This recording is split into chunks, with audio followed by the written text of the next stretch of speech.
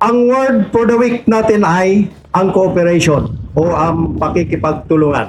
Ibig sabihin ay ang sama-samang pagkilos at ang pagtutulungan ng bawat isa upang mas maayos at mas epektibong maibigay ang serbisyo sa ating mga mamamayan.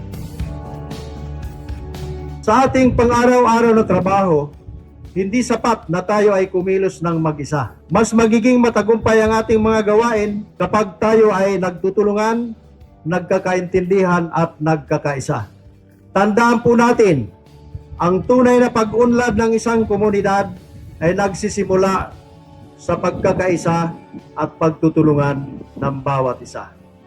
Maraming salamat po at magandang umaga po sa ating lahat.